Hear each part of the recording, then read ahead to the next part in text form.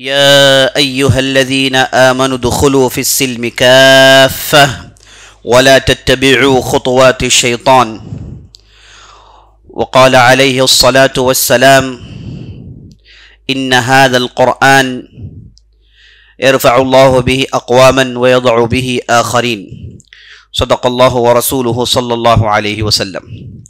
تمام قسم کی تعریفیں و بڑائی و بزرگی اللہ رب العزت کے لیے ہے جو مالک ارض و سما ہے، خالق کائنات ہے۔ لاکھوں کروڑوں درود و سلام ہو سرور کائنات فخر موجودات احمد مجتبیٰ محمد مصطفیٰ صلی اللہ علیہ وسلم پر، جنہیں اللہ تعالیٰ نے سارے کائنات کے لیے رحمت بنا کر مبعوث کیا۔ میں اللہ رب العزت کی بارگاہ میں دعا کرتا ہوں کہ اللہ تعالیٰ جس طرح ہمیں اس مبارک مجلس میں جمع کیا ہے اسی طرح ہمیں جنت الفردوس میں جمع کریں، آمین یا رب العالمین۔ میں اللہ سے دعا گو ہوں کہ اللہ تعالیٰ ہماری رمضان کی عبادتوں کو قبول فرمائے، ہماری اس بیٹھک کو قبول فرمائے، ہماری اس آمد کو قبول فرمائے، ہماری اس دینی تعلیم کو قبول فرمائے، اور ان کے پاداش میں ہماری گردنوں کو جہنم سے رہا کریں، آمین یا رب العالمین۔ عزیز ساتھیو، ہم نے گزشتہ کی کئی مجلسوں سے کسی نہ کسی ایک شخصیت کو جس کا تعلق اسلام کے اعلاء کلمت اللہ سے ہے، ہم نے آپ کے سامنے عرض کیا اور ان زندگیوں سے نصیحتوں کو اخذ کیا۔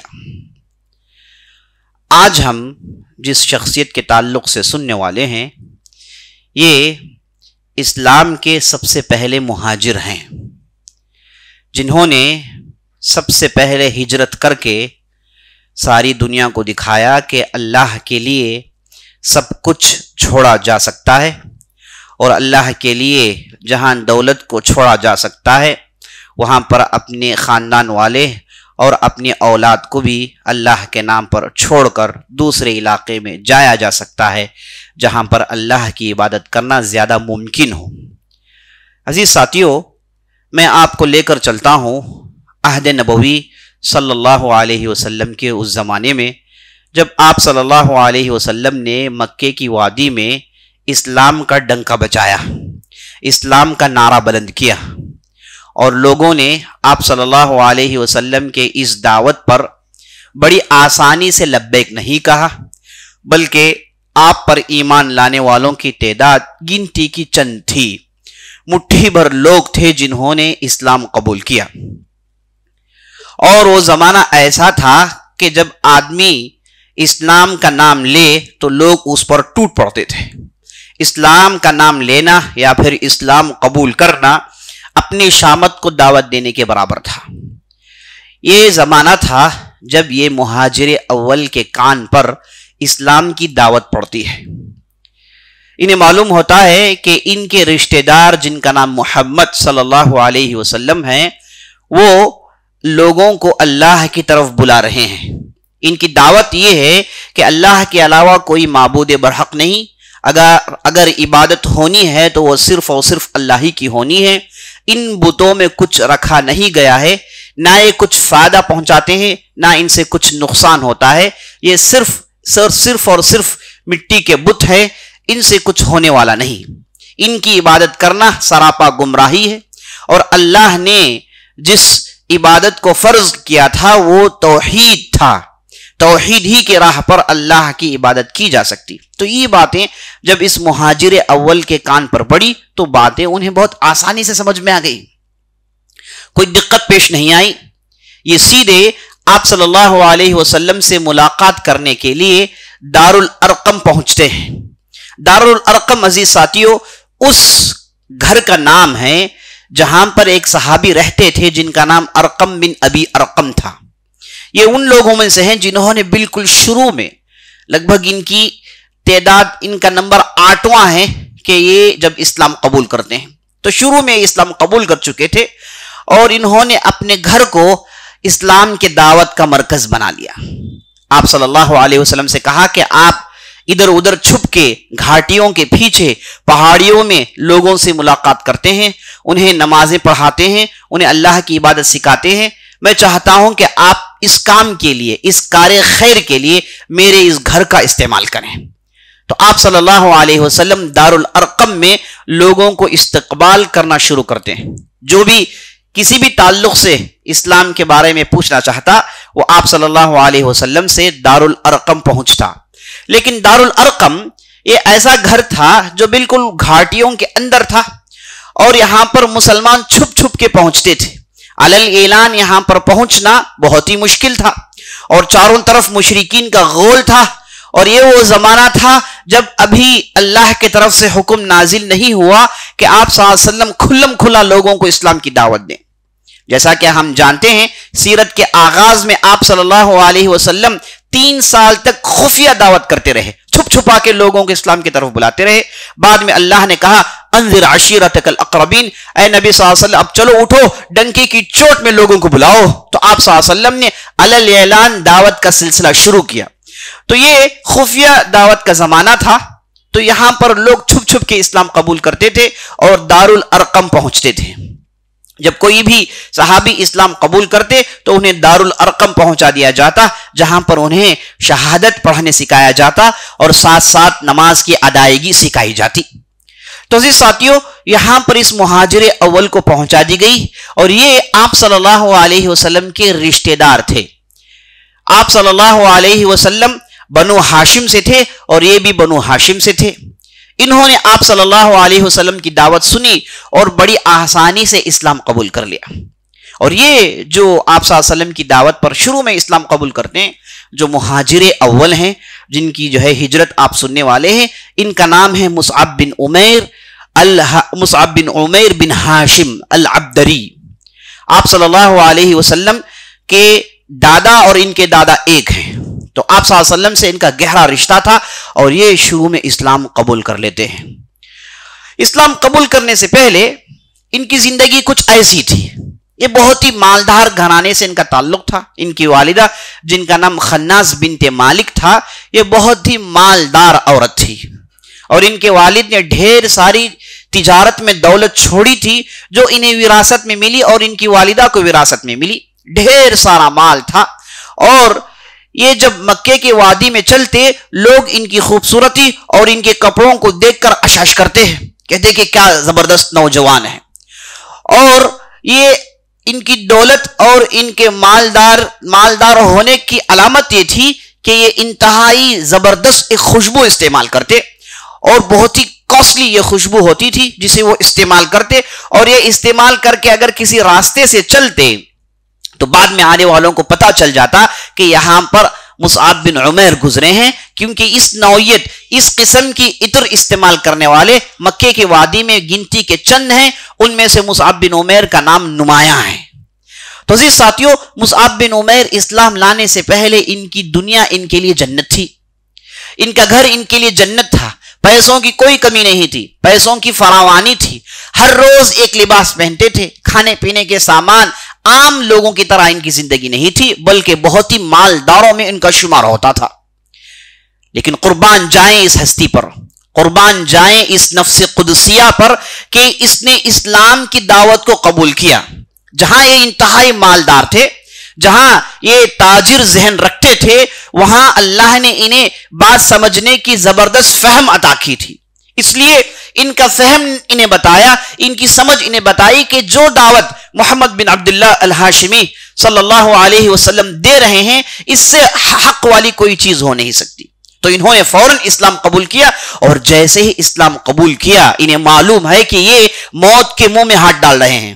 انہیں معلوم ہے کہ کون سی دشواریاں آنے والی ہیں, کیونکہ انہوں نے دیکھا ان کے سامنے جو بھی اسلام قبول کرتے ہیں انہیں خوب پیٹا جاتا, انہیں ذلیل کیا جاتا, ان کے چہرے میں تھوکا جاتا, ان کے کپڑوں کو پھاڑا جاتا اور ان کے ساتھ انتہائی ذلت آموز حرکتیں کی جاتی. یہ سب جانتے ہیں. لیکن حق اور دین کی بات, اللہ کے رسول صلی اللہ علیہ وسلم کی دعوت, توحید کی محبت اگر آدمی کے دل میں رچ بس جائے تو وہ دل ساری دنیا کا مقابلہ کرنے کے لیے کھڑا ہو جاتا ہے. اس کے سامنے ساری دنیا کی طاقت کچھ بھی نظر نہیں آتی, دولت اس کے سامنے ہیچ نظر آتی ہے. یہ تو صرف اللہ کو خوش کرنا چاہتا ہے. تو مصعب بن عمیر آپ صلی اللہ علیہ وسلم کی صحبت میں ان کی تربیت ہوتی ہے اور اس انداز سے ان کی ایمانی تربیت ہوتی ہے کہ وہ ساری دنیا کے خلاف ڈٹ کر کھڑے ہونے کے لیے تیار ہو جاتے ہیں. اور مصعب بن عمیر جیسے ہی اسلام قبول کرتے ہیں شروع میں انہوں نے اپنے اسلام کو چھپا رکھا. آپ صلی اللہ علیہ وسلم نے آپ صلی اللہ علیہ وسلم سے شہادت سیکھی اور اس کے بعد نماز سیکھ کر نماز پڑھنا شروع کرتے ہیں. اور وہ زمانہ تھا کہ نبی صلی اللہ علیہ وسلم صحابہ کو لے کر پہاڑ کی گھاٹیوں میں چلے جاتے, وہاں پر جماعت سے نماز ادا کرتے ہیں. عزیز ساتھیو, یہ نماز ایسی چیز ہے جو انسان کے ساتھ جیسے ہی کلمہ شہادت پڑھتا ہے اس وقت سے اس کے ساتھ جڑ جاتی ہے. کلمہ شہادت اور نماز ایک دوسرے کے لیے ہیں.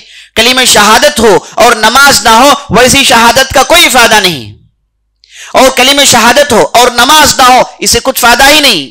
تو عزیز ساتھیو, شہادت اور نماز ایک دوسرے سے جڑ جاتے ہیں. تو آپ صلی اللہ علیہ وسلم اس زمانے میں جب شہادت کہنا مشکل ترین تھا, وہاں پر آپ صلی اللہ علیہ وسلم صحابہ کو لے کر پہاڑوں کی گھاٹیوں میں جماعت ادا کرتے تھے. تو نماز چھوڑنے کی گنجائش ہی نہیں تھی, اور نماز اس وقت 2 وقت ادائی کی جاتی تھی, صبح اور شام میں. یہ شروع کا بالکل زمانہ تھا. تو نماز بالکل ساتھ ساتھ جیسے ہی اسلام شروع ہو گیا ساتھ ساتھ نماز شروع ہو جاتی ہے. تو نماز چھوڑنے کا تصور اسلام کے اندر موجود نہیں ہے. لیکن آج ہمارے معاشرے میں حالت یہ ہے کہ اگر جمعے کا موقع آئے تو بہت بڑی تعداد جمع ہو جاتی ہے. اگر رمضان کا شروع کے ایام آپ دیکھیں گے تو بہت بڑی تعداد جمع ہو گئی. اس کے بعد آپ دیکھتے ہیں کہ مسجد میں تعداد گھٹتی ہوئی جا رہی ہے. یہ لوگ اچانک اتنی بڑی تعداد سے کہاں آ جاتے ہیں, اور یہ کہاں چلے جاتے ہیں جب عام دنوں میں نماز پڑھنی ہوتی ہے. افسوس کا منظر ہے کہ ہمارے معاشرے میں ایسے بھی مسلمان ہیں جنہیں نماز کے تعلق سے کچھ جانتے ہی نہیں. ایسے بھی مسلمان ہیں جنہیں صرف جمعے میں ایک دن پڑھنے کا علم ہے. ایسے بھی ہیں جو صرف عیدین کی نماز پڑھتے ہیں. افسوس کا منظر ہے. یہ کیسا اسلام ہوا؟ یہاں تک نبی صلی اللہ علیہ وسلم نے کہا, جس نے اسلام قبول کیا اور اس نے نماز نہیں پڑھی تو یہ آدمی مسلمان نہیں ہو سکتا. من ترک صلاۃ متعمدا فقد کفر, جس نے جانتے بوجھ سے نماز چھوڑی یہ تو کافر ہو گیا. العہد الذی بیننا وبینہم ترک الصلاۃ, ہم مسلمانوں میں اور مشرکین میں فرق یہ ہے کہ ہم نماز پڑھتے ہیں اور وہ نماز چھوڑتے ہیں. تو نماز چھوڑنا کفر ہے, نماز چھوڑنا بڑا گناہ ہے. آدمی نماز چھوڑ کر مسلمان ہو نہیں سکتا. افسوس در افسوس کا منظر ہے کہ رمضان کا مہینہ آیا ہے نماز کی پابندی سکھانے کے لیے, لیکن ہمارے معاشرے میں آج بھی ایسے لوگ ہیں جن کے گالوں میں جون تک رینگتی نہیں, وہ ابھی بیدار نہیں ہوئے, پتہ نہیں کس چیز کا انتظار کر رہے ہیں.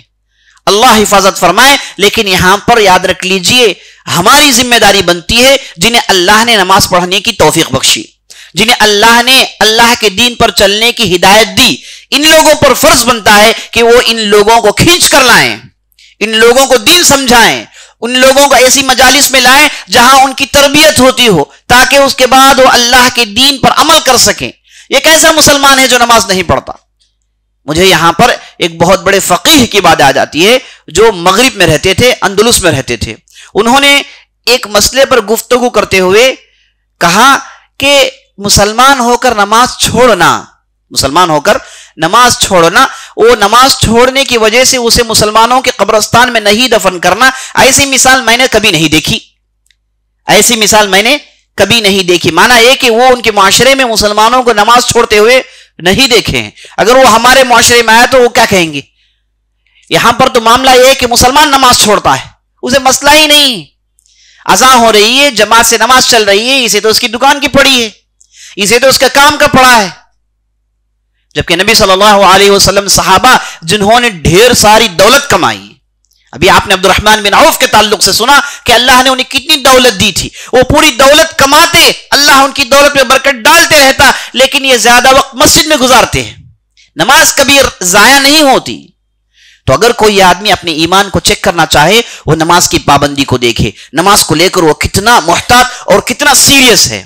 اگر وہ نماز کو لے کر بالکل کیئرلیس ہے, بے خبر ہے, غفلت میں پڑا ہوا ہے, اس کا ایمان بالکل آخری نچلے درجے میں ہے. اگر کوئی آدمی نماز کو لے کر سیریس ہے, یعنی نماز اس کے لیے ایک بہت بڑا خزانہ ہے, وہ ڈرتا ہے کہ کہیں خزانہ ضائع نہ ہو جائے, یاد رکھ لیجیے آدمی کے اندر خیر ہے, یہ آدمی کے دل میں ایمان ہے. ایمان اور نماز ایک ہیں. اللہ نے قرآن میں نماز کو ایمان کہا ہے. اللہ نے قرآن کے اندر نماز کو ایمان, ان اللہ لا یضیع ایمانکم, اللہ تمہارے ایمان کو ضائع نہیں کرتا. مفسرین نے کہا ایمان سے مراد نماز ہے. تو عزیز ساتھیو, آپ صلی اللہ علیہ وسلم یہ زمانہ تھا جب 2 وقت کی نماز پڑھتے تھے، صحابہ کو لے کر گھاٹیوں میں چھپ کر نماز پڑھتے تھے، کیونکہ نماز ایک ایسی چیز ہے آدمی کو طاقت دیتی ہے، آدمی کو ثبات قدمی پر ابھارتی ہے، اس کا دل مضبوط ہوتا ہے، وہ اللہ کے دین پر عمل پیرا ہوتا ہے، شیطان کے حربوں سے بچتا ہے۔ اسی لیے شروع میں ہی نماز پڑھنا ضروری تھا۔ تو مصعب بن عمیر آپ صلی اللہ علیہ وسلم سے نماز سیکھتے ہیں اور قربان جائیں اس ہستی پر، قربان جائیں اس برگزیدہ بندے پر جس دن اس نے اسلام قبول کیا۔ شروع میں اس نے اپنے اسلام کو چھپائے رکھا، لیکن اسلام سے اسے اتنی محبت ہو گئی کہ یہ جان دے سکتا ہے لیکن اسلام کو ضائع ہونے نہیں دے سکتا۔ یہ ان کا خیال اور ان کے ذوق میں داخل ہو گیا۔ تو عزیز ساتھیوں، شروع میں چھپائے رکھا، لیکن ایک مرتبہ جب یہ نماز پڑھ رہے تھے، ایک صاحب جو اب تک اسلام نہیں قبول کیے تھے، جن کا نام عثمان بن طلحہ تھا، انہوں نے انہیں نماز پڑھتے ہوئے دیکھ لیا اور سیدھے گئے ان کی والدہ کے پاس، پوری خبر سنا دی کہ تمہارا لڑکا، تمہارا لاڈیلا، تمہارا لخت جگر یہ محمد کے دین میں چلا گیا ہے، میں نے اسے وہ حرکتیں کرتے ہوئے دیکھا جو ان کے لوگ کرتے ہیں۔ تو جیسے ہی ان کی والدہ نے سنا کہ ان کا لڑکا مصعب بن عمیر، جس پر وہ دل فریفتہ تھی، جسے بے تحاشا محبت کرتی تھی، اور مصعب بن عمیر کو اس نے اتنے لاڑ سے پالا کہ مصعب بن عمیر ان کی لاڑ کی وجہ سے انہیں زندگی میں تکلیف کیا چیزیں معلوم نہیں تھی، ماتھے سے پسینہ کیسے ٹپکتا ہے یہ نہیں جانتے تھے، جسم ان کا نرم تھا، پیر ان کے نرم تھے، بالکل شاہانہ ان کی زندگی تھی۔ تو والدہ نے ان سے انتہائی محبت کی تھی، لیکن جیسے ہی انہیں معلوم ہوا کہ یہ محمد کا دین قبول کر چکے ہیں تو وہ الٹ جاتی ہے، بالکل پورا بانسا پلٹ جاتا ہے، یہ پوری محبت نفرت میں تبدیل ہو جاتی ہے۔ اب اس نے یہ ٹھان لی کہ مصعب بن عمیر کو محمد کے دین سے نکال کر رہے گی صلی اللہ علیہ وسلم۔ تو شروع میں مصعب بن عمیر کو انہوں نے کہا کہ اے مصعب، تم محمد کا دین چھوڑ دو، تم ہمارے آبائی دین کو کیسے چھوڑ سکتے ہو؟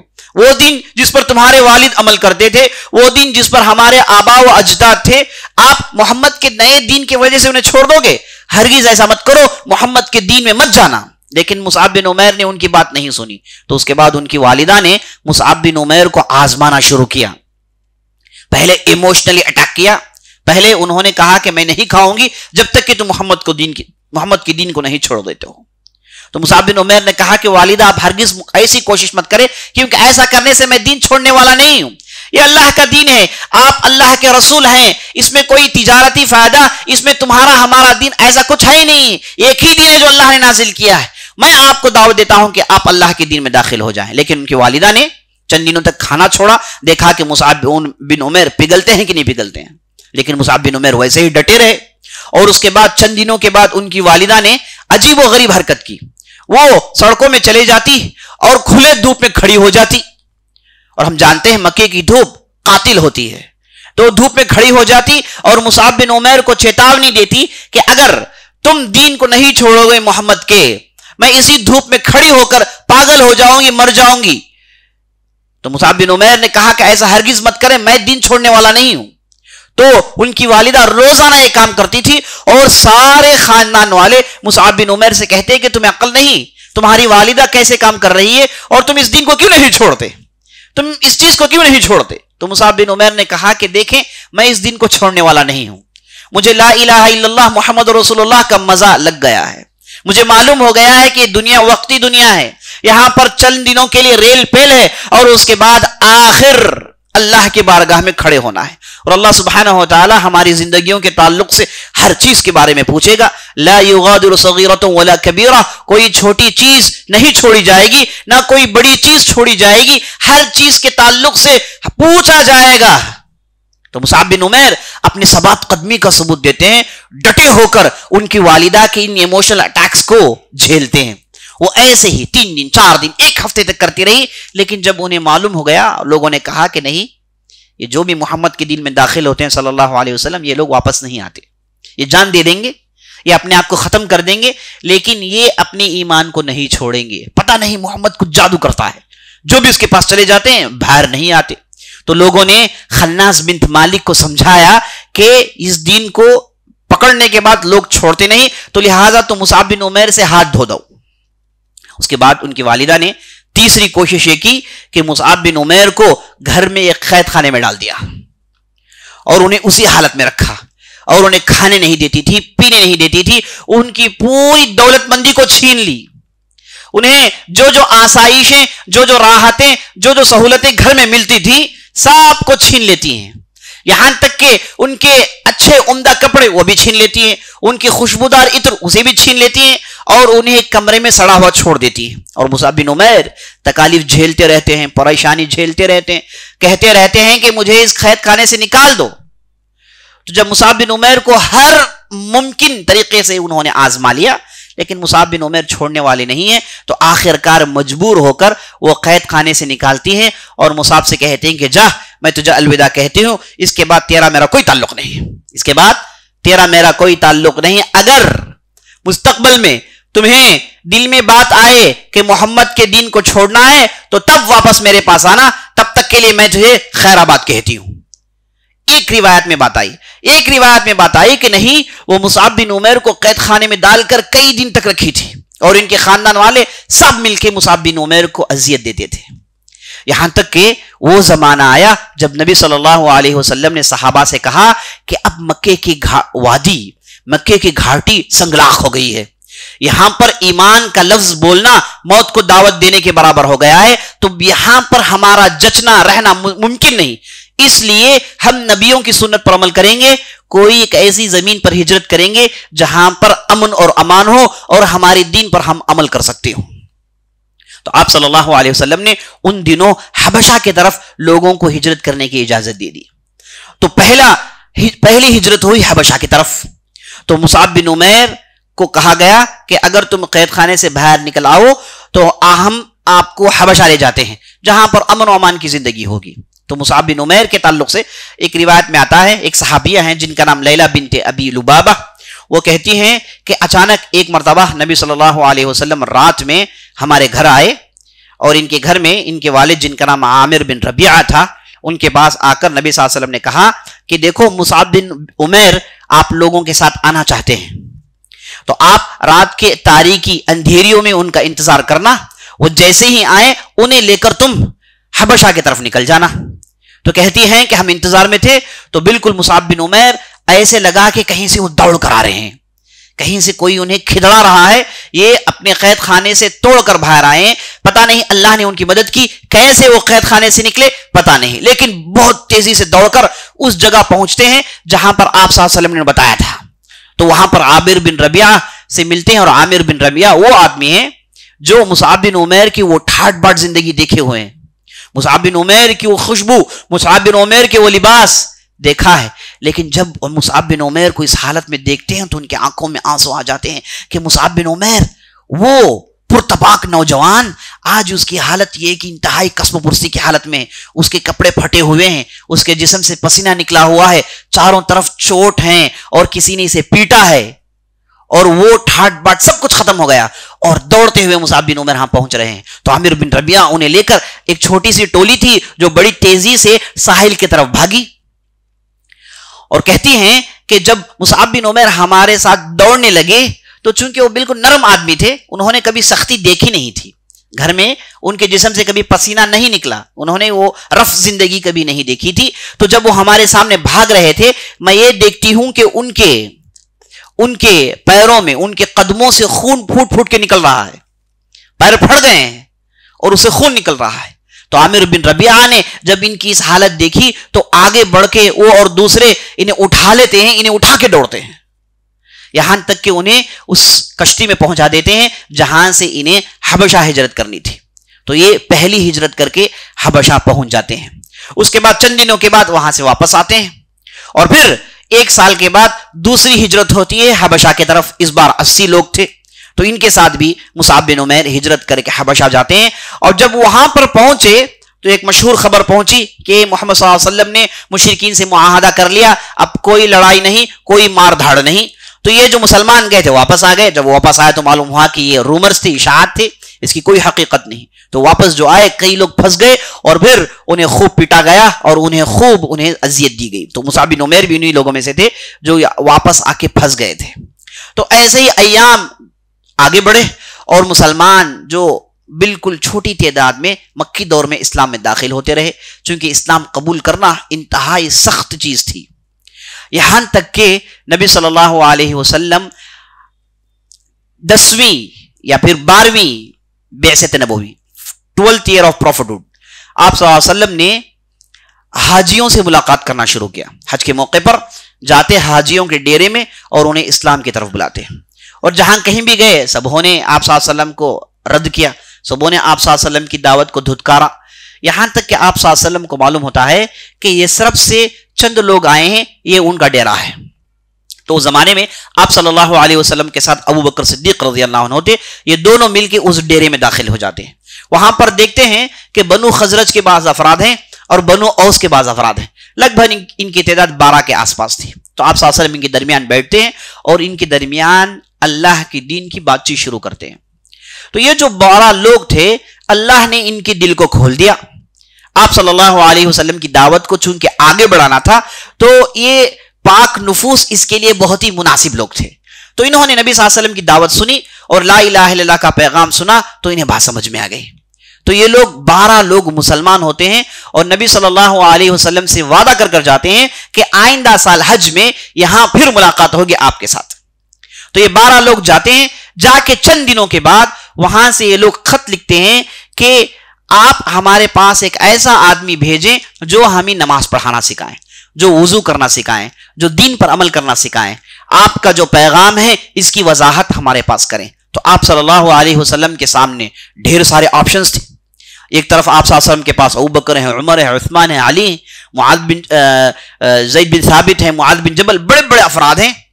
لیکن آپ صلی اللہ علیہ وسلم نے زید بن ثابت, معاذ بن جبل نہیں, دوسرے بڑے بڑے اصحاب جو مہاجر تھے, بہت سارے آپشنز تھے آپ صلی اللہ علیہ وسلم کے پاس. لیکن آپ صلی اللہ علیہ وسلم نے مصعب بن عمیر کو چنا کہ مصعب تم ان لوگوں کے ساتھ جاؤ, تم جا کے اسلام کا صحیح ریپرزنٹیشن کرنا, اسلام کی صحیح نمائندگی کرنا.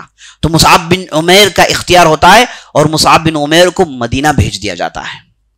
تو عزیز ساتھیو, جب آپ صلی اللہ علیہ وسلم نے مصعب بن عمیر کو مدینے کی طرف رخصت کی تو آپ صلی اللہ علیہ وسلم نے مصعب بن عمیر کی اس حالت کو دیکھ کر آپ صلی اللہ علیہ وسلم نے کہا ما رأيت بمکہ احدا احسن لمہ ولا ارق حلہ ولا انعم نعمہ من مصعب بن عمیر. میں نے مکے کی وادی میں سب سے خوبصورت بال کسی کے نہیں دیکھے سوائے مصعب بن عمیر کے. میں نے مکے کی وادی میں سب سے خوبصورت لباس پہننے والا مصعب بن عمیر سے بہتر کسی کو نہیں دیکھا. میں نے مکے کی وادی میں سب سے مالدار, سب سے ٹھاٹ باٹ کی زندگی جینے والا مصعب بن عمیر سے بہتر کسی کو نہیں دیکھا.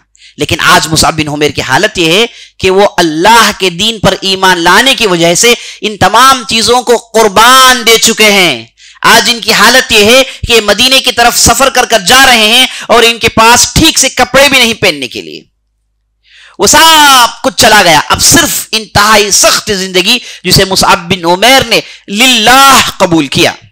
اب یہاں پر سوال یہ پیدا ہوتا ہے کہ اللہ کے رسول صلی اللہ علیہ وسلم نے جہاں ڈھیر سارے بڑے صحابہ تھے وہاں پر مصعب بن عمیر کا انتخاب کیوں کیا؟ وہ اس لیے کہ مصعب بن عمیر جہاں وہ مالدار آدمی تھے, ذہین و فہیم آدمی تھے, وہاں پر ان کے پاس علم سیکھنے کا شغف تھا. یہ آپ صلی اللہ علیہ وسلم سے اس وقت جو بھی قرآن نازل ہوا تھا لگ بھگ پورا انہوں نے حفظ کیا ہوا تھا, اور آپ صلی اللہ علیہ وسلم کی صحبت میں رہ کر پورے احکامات سے انہیں واقفیت تھی اور پورا علم رکھتے تھے. تو اس سے بہتر کوئی آدمی آپ صلی اللہ علیہ وسلم کو نظر نہیں آیا. تو آپ صلی اللہ علیہ وسلم نے مصعب بن عمیر کو مدینہ روانہ کر دیا اور کہا کہ مدینے میں جاؤ گے تو اسعد بن زرارہ بنو نجار, اسعد بن زرارہ ایک ہیں جو اسلام قبول کر گئے ہیں, جو 12 لوگوں میں سے تھے, وہ آپ کا انتظار کریں گے, آپ ان کے علاقے میں چلے جانا. تو مصعب بن عمیر سفر کر کے اس جگہ پہنچتے ہیں جہاں پر اسعد بن زرارہ تھے, اور اسعد بن زرارہ نے استقبال کیا اور مصعب بن عمیر کو اپنے پاس رکھا. شروع کے چند ایام اپنے ساتھ رکھا اور مدینے کے قبائل کے تعلق سے علم دیا. دیکھیے مصعب بن عمیر قریشی تھے, ان کے لیے سب کچھ مکہ تھا, اور مکہ آپ جانتے ہیں پورے عرب میں سب سے مشہور شہر ہے. چاہے عرب کہاں کے بھی ہوں انہیں مکہ آنا ضروری ہے.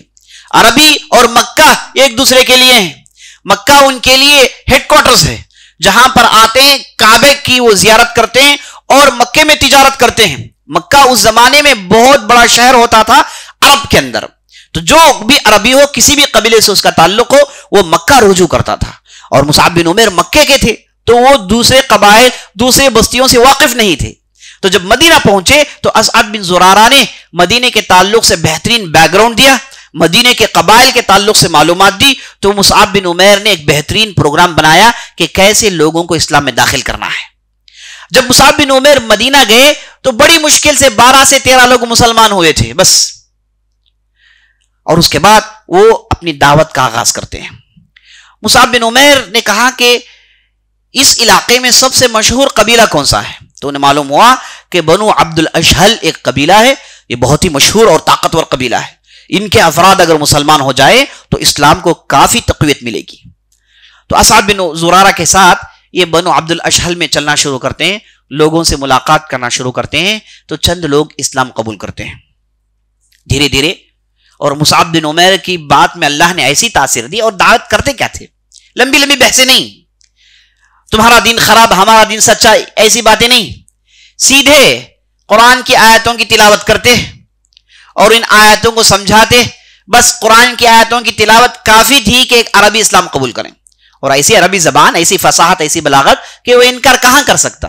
اور جیسے ہی سنتے ششدر رہ جاتے کہ ایسا کلام، اور سیدھے سیدھے اسلام قبول کر لیتے. تو بنو عبد الاشہل کے لوگ بڑی تیزی سے مسلمان ہونا شروع ہو جاتے ہیں. اب یہاں پر ایک بہت ہی دلچسپ واقعہ پیش آتا ہے جس کی تفصیل میں آپ کے سامنے رکھنا چاہتا ہوں. وہ یہ ہے کہ ایک مرتبہ اسعد بن زرارہ انہیں لے کر بنو عبد الاشہل کے ایک بہت ہی اہم علاقے میں چلے جاتے ہیں. وہاں پر ایک بہت ہی بڑا باغ تھا کھجور کا. اور آپ جانتے ہیں مدینہ ایک زرخیز علاقہ ہے. مکہ اس کی گھاٹیاں سخت اور سنگین ہیں، وہاں پر پیڑ پودے اگتے نہیں ہیں. مدینہ انتہائی ہرا بھرا لہلاتی کھیتیں بعض علاقے میں موجود ہیں، آج بھی ایسا ہی ہے. تو یہاں پر ایک بہت بڑا باغ تھا. وہاں پر اسعد بن زرارہ مصعب بن عمیر کو لے کر چلے جاتے ہیں اور وہاں پر بیٹھے رہتے ہیں. اتنے میں ہوتا یہ ہے کہ دو بہترین لوگ جو اس وقت مسلمان نہیں تھے، دو انتہائی پاک دامن لوگ اس وقت مسلمان نہیں ہوئے تھے. ایک کا نام تھا اسید بن حضیر، دوسرے کا نام تھا سعد بن معاذ. یہ دونوں اس قبیلے کے سردار تھے. اور اس میں اسید بن حضیر جو تھے اسعد بن زرارہ کے خالازاد بھائی تھے. تو یہ جو سردار تھے ان کے پاس لوگ آ کے کہنے لگتے ہیں کہ دیکھو وہ دو لوگ ہمارے علاقے میں آ گئے ہیں. مانا یہ کہ جن کی خبر پہنچ گئی ہے مشرکین کے درمیان کہ ان لوگوں کا دین بدلتے ہیں اور ان کے آبائی دین کو گالی دیتے ہیں، ان کے بتوں کو گالی دیتے ہیں. ایسے دو لوگ یہ مدینے کی سڑکوں میں گھوم رہے ہیں. یہ خبر سب کو پہنچ گئی تھی. تو جیسے ہی یہ دو ان کے باغ میں داخل ہوئے، ایک کنویں کے پاس بڑھ گئے تو لوگ دوڑ کر اسید بن حضیر کے پاس کہنے لگے. ان کے بغل میں سعد بن معاذ تھے، جا کے کہنے لگے کہ وہ دو آ گئے ہیں. تو اسید بن حضیر کو اتنا غصہ آتا ہے کہ یہ ہمارے علاقے میں بھی آ گئے. اور سعد بن معاذ جو بغل میں بیٹھے تھے انہوں نے کہا کہ انہیں تو روکنا چاہیے، یہ کیسے ہمارے علاقے میں آ کے ہمارے لوگوں کو بیوقوف کیسے بنا سکتے ہیں. تو اس کے بعد سعد بن معاذ کہتے ہیں کہ اے اسید بن حضیر، یہ اسعد بن زرارہ میرا خالازاد بھائی ہے، اگر میں جاؤں اس پر غصہ کروں تو ہو سکتا ہے کہ قبائل کے لڑائی ہو جائیں. اس لیے بہتر ہے کہ آپ جائیں اور انہیں ڈانٹے، کہیں کہ دوبارہ اس علاقے میں نہ آئیں. اگر آئیں تو ان کے پیر کاٹ دیے جائیں گے. دوبارہ اس علاقے میں یہ داخل نہ ہو، آپ جائیں جا کے ڈانٹیں. اسید بن حضیر نے ان کی باتیں سنی اور بڑے جوش و خروش سے اور پورے غصے سے اپنے ہاتھ میں ایک ڈھالا رکھے ہوئے تھے، یہ لے کے بڑی تیزی سے ان دونوں کی طرف آگے بڑھتے ہیں. اب جب ان دونوں کی طرف پہنچتے ہیں تو دیکھتے ہیں کہ وہ کنویں میں بیٹھے ہیں اور دونوں کے چہروں میں انتہائی اطمینان اور سکون ہے.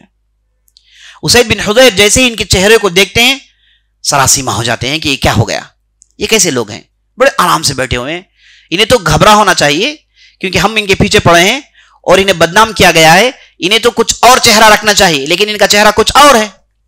اور جیسے ہی ادھر پہنچتے ہیں ڈانٹنا شروع کرتے ہیں، چیخنا شروع کرتے ہیں، کہتے ہیں کہ تم کیسے لوگ ہو، تم ہمارے لوگوں کو بیوقوف بنا رہے ہو، فلاں فلاں فلاں باتیں. تو اسعد بن زرارہ اور مصعب بن عمیر ان کی باتیں پوری سنتے ہیں، یہاں تک کہ وہ اپنی پوری بات، پورا غصہ نکال کر ٹھنڈے ہو جاتے ہیں. مصعب بن عمیر اسید بن حضیر سے کہتے ہیں کہ کیوں نہ ایسا ہو، جیسے ہم نے آپ کی بات سنی آپ ہماری بات سن لیں. اگر ہماری بات میں کہیں پر بھی آپ کو انصاف نظر آئے تو ہماری بات قبول کر لیں، اگر انصاف نظر نہیں آیا تو ہم چھوڑ دیں گے علاقہ. تو اسید بن حضیر نے کہا تو آپ کی بات تو بالکل انصاف پر مبنی ہے، منصفانہ بات ہے، ضرور ہم آپ کی بات سنیں گے. یہ کہے کہ وہ اپنے پاس جو ڈھال تھا اسے گاڑتے ہیں اور مصعب بن عمیر اور اسعد بن زرارہ کے بغل میں بیٹھ جاتے ہیں. بیٹھتے ہیں, کافر تھے, ابھی دیکھیں گے اٹھیں گے مسلمان ہو کر. ان کے بعد بیٹھتے ہیں تو مصعب بن عمیر نے کچھ نہیں کیا, کہا کہ اے اسید, ہمارے پاس ایک کلام ہے, آپ اس کلام کو سن لیجئے, اس کے بعد ہم گفتگو کریں گے. یہ کہے کہ سورہ زخرف کی تلاوت کرتے ہیں, شروع کے چند آیتوں کی تلاوت ہوتی ہے. اسید بن حضیر جیسے ہی ان آیتوں کو سنتے ہیں ان کا جسم لرزہ بند اندام ہو جاتا ہے, ان کا جسم لرزنے شروع ہو جاتا ہے. عربی ہیں اور ایسی زبان اور ایسی پختی زبان اور اس عمدہ انداز سے میسیج اللہ کی طرف, توحید کی طرف, اسید بن حضیر کے اوسان خطا ہو جاتے ہیں. اور اس کے بعد مصعب بن عمیر کہتے ہیں کہ ہمارے درمیان یہ پیغام لے کر, یہ قرآن لے کر ایک آدمی آیا ہے جس کا نام محمد بن عبداللہ ہے, وہ ہمارے قبیلے سے ہے اور اس کی دعوت یہ ہے کہ ہم اللہ ہی کی عبادت کریں, کسی اور کی عبادت نہ کریں, کسی اور کے سامنے سر نہ جھکائیں. تو اسید بن حضیر جب اللہ کے رسول صلی اللہ علیہ وسلم کی دعوت اور مصعب بن عمیر کا اسلوب سنتے ہیں تو پورے کا پورا اسلام میں داخل ہو جاتے ہیں. اسید بن حضیر نے جب ان پوری باتیں سنی تو اسعد بن زرارہ اور مصعب بن عمیر کو دیکھ کے کہنے لگے کہ یہ جو باتیں آپ بتا رہے ہیں, اگر کوئی آدمی ان باتوں کو مان لے وہ کرتا کیا ہے, یعنی انہیں معلوم نہیں کہ اسلام میں داخل ہونا ہے اس کے لیے کیا کرے. یہ پوچھنے کے بجائے وہ یہ کہتے ہیں کہ تم جو لوگ بات کرتے ہو اس پر اگر کوئی آدمی ایمان لا لے تو اسے کرنا کیا چاہیے. تو مصعب بن عمیر سمجھ لیتے ہیں کہ اسلام قبول کرنا چاہتے ہیں. کہتے ہیں کہ بالکل آسان ہے, آپ اٹھیے, ادھر جائیے, نہا دھو کر آئیے, ہم آپ کو نماز پڑھائیں گے, اس کے بعد کلمہ پڑھائیں گے, بس آپ ہمارے آدمی ہوں گے. کہا کہ اتنا ہی اور کچھ نہیں, کہا کہ اتنا ہی اور کچھ نہیں. تو اس کے بعد اٹھتے ہیں, نہا دھو کر آتے ہیں اور اس کے بعد انہیں کلمہ پڑھایا جاتا ہے, نماز پڑھتے ہیں تو دل و دنیا کی پورا سما بدل جاتا ہے اور اللہ ان کے دماغ میں اتنی بصارت اور اتنی بصیرت ڈال دیتا ہے کہ دین کی محبت ان کے دل میں رچ بس جاتی ہے. اور فوراً کہتے ہیں کہ دیکھو بھائی, یہ بات تو ہمیں سمجھ میں آ گئی, لیکن جو شخص نے مجھے بھیجا جن کا نام سعد بن معاذ ہے, وہ قبیلے بنو عبد الاشہل کے سردار ہیں, یہ صاحب اس دعوت کو قبول کر لیں تو پورے کا پورا قبیلہ مسلمان ہو جائے گا.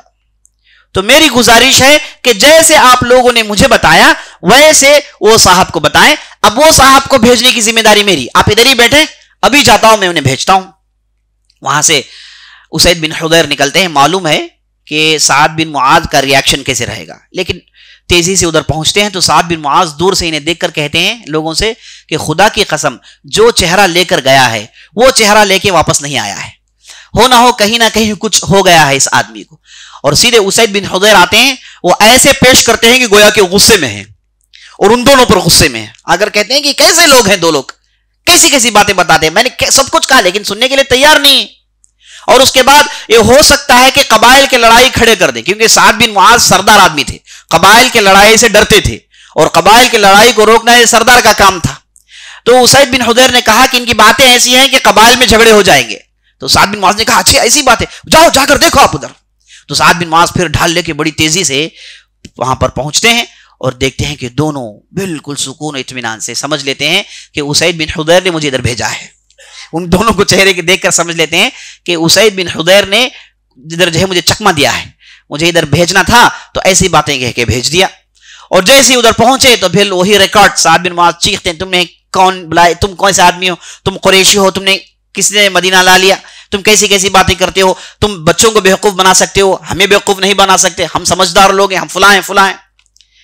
اور جب وہ پوری بات کہہ کے تھک گئے تو مصعب بن عمیر نے کہا کہ کیوں نہ ایسا ہو کہ جیسے ہم نے آپ کی پوری بات سنی آپ بھی ہماری پوری بات سن لیں, اور اس کے بعد آپ تو سردار آدمی ہیں, آپ کو معلوم ہے کہ کیا سچ ہے کیا غلط ہے, آپ تو فرق کر سکتے ہیں, تو آپ کر لیجئے. اگر آپ سمجھتے ہیں کہ ہماری بات میں کچھ دم ہے تو قبول کر لیں, اگر نہیں ہے تو ہم چھوڑ دیتے ہیں علاقہ. تو سعد بن معاذ نے کہا کہ کیا کرنا ہے, کہا کہ بیٹھ جائیے. تو سعد بن معاذ نے ڈھال گاڑا اور بالکل اسی جگہ بیٹھ گئے جہاں اسید بن حضیر تھے. مصعب بن عمیر بعد میں کہتے ہیں کہ اس آدمی کا جیسے میں نے چہرہ دیکھا سمجھ لیا کہ آدمی مسلمان ہونے والا ہے, اس کے علاوہ کوئی چارہ نہیں, ایسا اچھا آدمی اسلام سے دور ہو نہیں سکتا. تو سعد بن معاذ بازو بیٹھے تو پھر قرآن کی آیتوں کی تلاوت ہوئی. سعد بن معاذ کے اندر لرزہ طاری ہو گیا, کہا کہ ایسا کلام, پھر کہا کہ یہ کلام لے کر آئے ہیں محمد بن عبداللہ الہاشمی جو مکے میں رہتے ہیں. ہم لوگوں نے ان پر ایمان لایا لیکن بعض ایسے خود غرض لوگ ہیں جو انہیں قبول کرنا نہیں چاہتے, ان کے دین کو روکنا چاہتے ہیں, اور یہ جو دعوت دینا چاہتے ہیں ان کے تعلق سے لوگوں کو بدظن کرتے ہیں، انہیں ڈی فیم کرنے کی کوشش کرتے ہیں. یہی خبریں آپ کو پہنچی ہیں سعد بن معاذ، ورنہ ہم تو اچھے لوگ ہیں، ہم تو امن امان پسند کرتے ہیں. تو سعد بن معاذ نے بالکل کہا اچھا یہ جو تم بات کرتے ہو اسے قبول آدمی کر لے تو کیا کرنا چاہیے؟ کہا کہ اسے کچھ بھی نہیں کرنا چاہیے، اسے تو نہا دھو کر کلمہ شہادت پڑھنا ہے اور اس کے بعد نماز ہمارے ساتھ پڑھنی ہے، بس اس کے علاوہ کچھ اور نہیں. کہا کہ اتنا ہی اور کچھ نہیں؟ کہا اتنا ہی اور کچھ نہیں. اس کے بعد سعد بن معاذ کو نہلاتے ہیں، کلمہ شہادت پڑھاتے ہیں، اور نماز پڑھنے کے بعد سعد بن معاذ کا دل بدل جاتا ہے. عزیز ساتھیو، جب بھی آدمی اسلام قبول کرتا ہے اس کے لیے اسلام میں قانون یہ ہے کہ اس آدمی کو نہلایا جائے، دھلایا جائے اور اسے نماز پڑھائی جائے، کلمہ شہادت پڑھائی جائے، کیونکہ جب ایسا ہو جاتا ہے تو وہ شرک کی نحوست سے باہر آ جاتا ہے اور بتوں کی محبت، غیر اللہ کی محبت اس کے دل سے نکل جاتی ہے. کلمہ شہادت پڑھتا ہے، نماز پڑھتا ہے تو دل میں ایمان بیٹھ جاتا ہے اور دنیا دل کی بدل جاتی ہے. تو سعد بن معاذ کے ساتھ ایسا ہی ہوا. اور سعد بن معاذ سردار آدمی تھے، جب اسلام قبول کرتا ہے سردار تو اس کا اپنا سٹائل ہوتا ہے، تو اٹھ کے کھڑے ہوتے ہیں، کہتے ہیں کہ اب قبیلے کی طرف جانا ہے، سیدھے قبیلے کی طرف جاتے ہیں، کہتے ہیں کہ جو بھی مرد، جو بھی عورت، جو بھی بچہ ہے سب میرے سامنے جمع ہو جائیں. تو پورا قبیلہ جمع ہو جاتا ہے. سعد بن معاذ بہت بڑے سردار اور سخی داتا آدمی، سب سے بہتر آدمی، سب کو جمع کر دیتے ہیں اور اس کے بعد کہتے ہیں کہ اے لوگوں، آپ لوگ میرے بارے میں کیا جانتے ہو، میں تمہارے لیے کیسا آدمی ہوں؟ سب مل کے کہتے ہیں کہ کیا سوال ہے، آپ ہم سے سب سے بہتر آدمی ہیں، ہم سے سب سے بہتر اچھے انسان ہیں، آپ ہمارے لیڈر ہیں، آپ ہمارے قائد ہیں. سب تعریف کرتے ہیں. تو کہتے ہیں کہ سن لو، تم میں سے کسی مرد، کسی عورت سے میری بات چیت حرام ہے جب تک کہ میں جو بات کہتا ہوں اس پر تم ایمان نہیں لاتے. لوگ پوچھتے ہیں کہ ویسی کیا بات ہے؟ اب اس کے بعد مصعب بن عمیر تھے ہی ادھر. مصعب بن عمیر نے انہیں بتایا اسلام کیا ہے. تو یہ واقعہ ہوا دوپہر میں. شام آتے آتے پورا قبیلہ مسلمان ہو گئے. شام آتے آتے پورا قبیلہ مسلمان ہو جاتا ہے. تو عزیز ساتھیوں، مصعب بن عمیر نے اس انداز سے پورے مدینے میں اسلام کے پرچم کو لہرایا، اور کوئی ایسا قبیلہ نہیں تھا جس میں یہ کیا پھر دو مسلمان نہیں ہو گئے ہوں. اور ان کا پریزنس مدینے میں 1 سال سے زیادہ نہیں تھا، اور پورے مدینے میں اسلام کی محبت کو پھیلا دیتے ہیں اور پورے لوگ اسلام کو قبول کرنے کے لیے تیار ہو جاتے ہیں. تو جیسے ہی دوسرا سال آتا ہے، حج کا موقع آتا ہے، تو 72 لوگ 72 لوگ مصعب بن عمیر کی قیادت میں مکہ پہنچتے ہیں حج کرنے کے لیے. تو مصعب بن عمیر اپنے ساتھ بہترین لوگوں کو لائے ہیں. کون لوگ آئے؟ بڑے بڑے لوگ. اس میں معاذ بن جبل ہے، اس میں زید بن ثابت ہیں، جتنے بھی بڑے صحابہ کے نام آپ سنتے ہیں سب اس میں داخل ہیں. سب کو لے کر نبی صلی اللہ علیہ وسلم سے ملاقات کرتے ہیں. تو نبی صلی اللہ علیہ وسلم مصعب بن عمیر کی اس کامیابی کو دیکھ کر بہت خوش ہوتے ہیں اور مصعب بن عمیر کے لیے دعا کرتے ہیں. اس کے بعد مصعب بن عمیر مکے میں رہتے ہیں. ان کی والدہ کو خبر پہنچتی ہے کہ مصعب بن عمیر مکہ آئے ہیں. تو یہ مصعب بن عمیر کو کہلوا بھیجتی ہے کہ یا عاق، اے نافرمان، تو ہمارے اس بستی میں آتا ہے جس میں میں ہوں، اور ہم سے ملے بغیر تو جاتا ہے، محمد سے ملاقات کرتا ہے. تو مصعب بن عمیر نے واپس جواب دیا کہ مجھے زیبا نہیں دیتا کہ محمد صلی اللہ علیہ وسلم کو چھوڑ کر کسی دوسرے کے پاس سے میری زیارت کا آغاز کروں، تو اس لیے میں ان کے پاس آ گیا. تو اس کے بعد ان کی والدہ غصے میں رہتی ہے، وہ آخر تک مسلمان نہیں ہوتی. آخر کار ان کی غصے میں نرمی آ جاتی ہے لیکن مسلمان نہیں ہوتی. اللہ کے ہاتھ میں ہدایت جسے دینا چاہتا ہے وہ دیتا ہے. تو عزیز ساتھیوں، یہ واقعہ ہوا 13ویں بعثت نبوی، 13 پروفیٹڈ. اس کے بعد نبی صلی اللہ علیہ وسلم ہجرت کر کے مدینہ چلے جاتے ہیں. سب سے پہلے ہجرت کرنے والے ابو سلمہ تھے. اس کے بعد 1 آدمی 2 آدمی مدینہ جانا شروع کرتے ہیں، اور عمر بن خطاب گئے تو اپنے ساتھ 20 لوگوں کو لے کر گیا. اور اس طریقے سے لوگ بڑی تعداد میں ہجرت کر کے مدینہ پہنچ جاتے ہیں. اور مدینہ پہنچتے ہیں، آپ جانتے ہیں تفصیل کیا ہے. وہاں پر بدر کی لڑائی ہوتی ہے. وہاں پر مصعب بن عمیر کا ایک بہت ہی بہترین موقف ہے جو میں آپ کے سامنے ذکر کرنا چاہتا ہوں. لڑائی ہوئی، ہم جانتے ہیں، اور گھمسان کی لڑائی ہوئی، اور اللہ نے مسلمانوں کی عزت دی. خون ریز معرکہ تھا. مسلمانوں میں 14 شہید کر دیے جاتے ہیں، اور مسلمانوں میں 14 شہید کر دیے جاتے ہیں، اور مشرکین کی بہت بڑی تعداد غلام بنا لی جاتی ہے. جو غلام بنائے گئے ان میں ایک صاحب تھے جن کا نام ابو عزیز بن عمیر. یہ مصعب بن عمیر کے بھائی تھے. انہیں ایک انصاری صحابی نے پکڑا اور ان کے ہاتھوں کو باندھ رہے تھے، چونکہ غلام بن گئے، قیدی ہیں، ان کے ہاتھوں کو باندھ رہے تھے. تو وہاں سے مصعب بن عمیر کا گزر ہوتا ہے.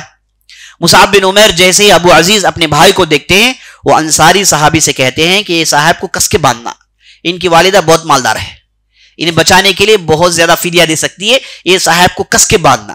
تو ابو عزیز کہتے ہیں کہ اے میرے بھائی، اے مصعب، یہ ہے تمہاری وصیت میرے لیے۔ تو مصعب بن عمیر کہتے ہیں کہ تم میرے بھائی نہیں ہو، یہ جو انصاری تمہیں باندھ رہے ہیں یہ میرا بھائی ہے، تم میرے بھائی ہوتے تو مجھے ختم کرنے کے لیے میدان میں نہیں آتے، میرے دین کو ختم کرنے کے لیے تلوار لے کر میدان میں نہیں آتے۔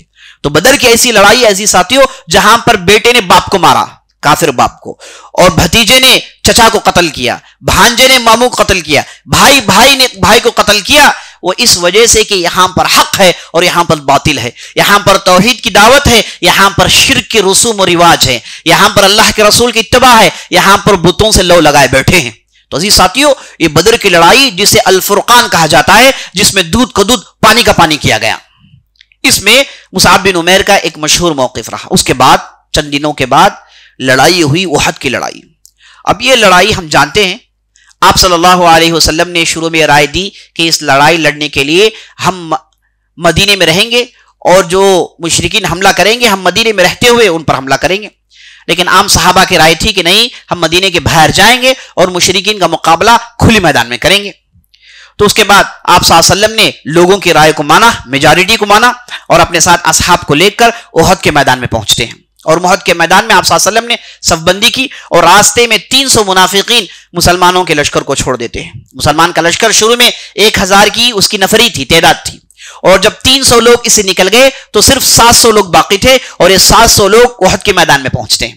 تو آپ صلی اللہ علیہ وسلم نے میدان کو دیکھا اور اس کے بعد صحابہ کو ٹھیک جگہ نصب کیا، اور ایک پہاڑی کی طرف عبداللہ بن جبیر کو بلایا اور ان کے ساتھ 50 تیر انداز دیے اور کہا کہ تم جاؤ اس پہاڑی کے اس پر رکے رہو، اگر تم نے دیکھا کہ ہم لڑائی جیت کر مال غنیمت اٹھا رہے ہیں تم نہیں نیچے اترو گے، اگر تم دیکھ رہے ہو کہ ہم لڑائی ہار گئے ہیں، ہمارے جسموں کو پرندے کھود کھود کر لے کر جا رہے ہیں، تب بھی تم پہاڑ کی اس جگہ کو نہیں چھوڑو گے۔ یعنی آپ صلی اللہ علیہ وسلم نے اس حد تک تاکید کی، کیونکہ آپ صلی اللہ علیہ وسلم کو یہ میدان دیکھ کر معلوم ہو گیا کہ یہاں پر اگر کوئی دشمن ہم پر حاوی ہونا چاہے تو اس کے لیے کھلا دروازہ صرف یہ ہے، ورنہ ہم جہاں کہیں سے بھی آئے ہم دبوچ لیں گے، لیکن صرف ایک کھلا لوپ ہول ہے جہاں پر ہم کو احتیاط کرنا ہے۔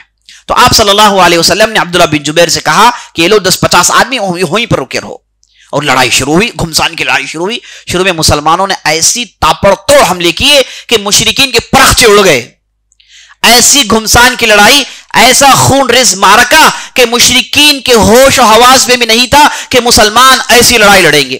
یہ وہ لڑائی تھی جس میں آپ صلی اللہ علیہ وسلم نے شروع میں جب جہاد کی روح پھونکنی تھی تو آپ صلی اللہ علیہ وسلم نے ایک بہت بڑی تلوار اٹھا کر کہا کہ یہ تلوار کون اسے لے گا؟ تو وہاں سے علی بن ابی طالب لپکے، وہاں سے زبیر بن عوام لپکے، سب لپک کر کہا کہ یا رسول اللہ آپ دے دیجئے۔ تو وہاں پر ابو دجانہ ایک انصاری صحابی تھے، وہ آگے آ کر کہنے لگے یا رسول اللہ اس تلوار کا کیا حق ہے؟ آپ دے رہے ہیں تو اس کا کچھ معنی ہے، تو آپ کیا ایکسپیکٹ کر رہے ہیں کہ ہم کیا کریں؟ تو نبی صلی اللہ علیہ وسلم نے کہا کہ یہ تلوار لینے کے بعد تمہیں سیدھے مشرکین کے چہروں کو توڑنا ہے، اس تلوار کو ان کے جسموں میں توڑنا ہے، یہی اس کا حق ہے، کیا تم ادا کرو گے؟ ابو دجانہ کہتے ہیں یا رسول اللہ میں اس کے لیے تیار ہوں۔ تو نبی صلی اللہ علیہ وسلم علی بن ابی طالب کو چھوڑتے ہیں، زبیر بن عوام کو چھوڑتے ہیں، سعد بن ابی وقاص کو چھوڑتے ہیں، بڑے بڑے سرغنوں کو چھوڑتے ہیں، ابو دجانہ کے ہاتھ میں تلوار سونپ دیتے ہیں۔ زبیر بن عوام کو کافی تکلیف ہوتی ہے، کہتے ہیں کہ میں موجود ہوں، میری موجودگی میں آپ نے تلوار ابو دجانہ کو دے دیا۔ تو زبیر بن عوام ابو دجانہ کے پیچھے پڑ جاتے ہیں دیکھنے کے لیے کہیں کچھ ہے معاملہ اس کے اندر۔ تو ابو دجانہ نے جیسے ہی تلوار لی تو انہوں نے ایک پٹی باندھ دی، اور انصار کو معلوم ہے کہ ابو دجانہ جب پٹی باندھتے ہیں تو آخری دم تک لڑیں گے، موت تک لڑیں گے، یہ معنی ہے ابو دجانہ جب بھی پٹی باندھتے ہیں تو تلوار لیتے ہیں، ماتھے میں پٹی باندھ لیتے ہیں۔ تو انصار نے اللہ اکبر کہا کہ اب وہ کچھ ہونے والا ہے جو اس سے پہلے نہیں ہوا۔ یہ کہہ کے ابو دجانہ صفوں کے صف الٹنا شروع کر دیتے ہیں، مشرکین کو وہ کاری ضرب لگاتے ہیں، کسی کا سر اڑ رہا ہے، کسی کا کھاندا اڑ رہا ہے، تو کسی کی پنڈلی اڑ رہی ہے۔